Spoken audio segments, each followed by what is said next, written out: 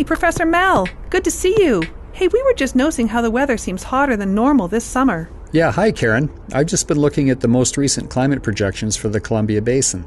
While there's always some uncertainty with climate projections, the data suggests that hot summers like this will become more common in the future. How does that work? Well, Karen, this blue bell curve shows the historical summer temperatures for the basin. Most summers are fairly close to an average temperature. That's the top half of the bell curve. Fewer summers fall around the ends. Those summers are either hotter or colder than average. The very warmest 10% of summers from 1961 to 1990 are shaded here in yellow. According to current climate projections, we could see a 2.3 degrees Celsius increase in median summer temperature by the mid-2050s. That's the red bell curve. So what does that mean for us here in the basin? Well, here's what the average climate projections suggest. In the new climate of the 2050s, half of the summers will be similar to the warmest 10% of summers that we experienced between 1961 and 1990. That's a significant change. And the bottom line is more hot summers in the future. Warmer temperatures would mean that I could grow more food in my garden. I could ride my mountain bike longer. So that's not so bad, is it? Right. We'll likely have a longer growing season by the 2050s and fewer cold days when we'll need to heat our homes. I haven't seen a study on mountain biking, but that season may get longer too. Still, you need to look at the projected increase in extreme weather along with the possibility of less rain in the summer and figure out how to adapt to those changes. When I hear about hot days, more extreme weather, and less rain, I think about wildfires. Our local council is working hard to reduce the risk. We're doing things like thinning the nearby forest to remove fuel and reduce the potential for a large fire. And we're talking to residents about fire smarting their properties. We're also developing trails that'll act as fire breaks and emergency access. Grant, those trails would be great for mountain biking.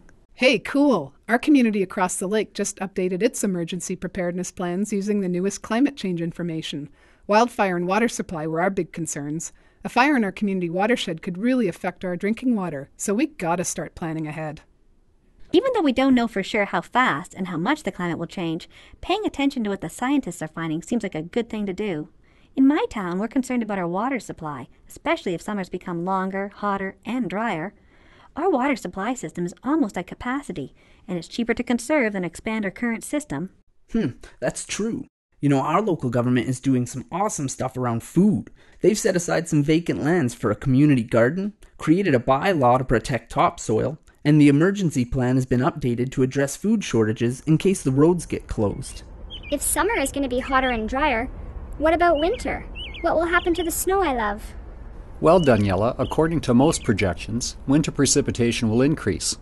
At lower elevations, more precipitation will likely fall as rain, and we think that there may be more potential for winter and spring flooding. Well, now why would there be more flooding? Oh, I know. More precipitation in winter, increases in freeze-thaw cycles, the possibility of rain falling on frozen ground, and more extreme weather. Right, Professor Mel? Way to go, Daniela. You know, as a city councillor, I have to think about how these changes might impact our stormwater systems, especially if we have more extreme weather events. I'd really like our community to reduce the risk of floods by following the lead of other communities. Some are promoting on-site water retention on private properties and even creating wide buffer zones around streams. Others are updating their subdivision servicing bylaws to better address flooding and stormwater management. Karen, it's great to hear that our city is looking at these things. For me, a warmer winter with less snow in my driveway means less snow shoveling, and I can live with that. Hey, but I want snow in my backyard.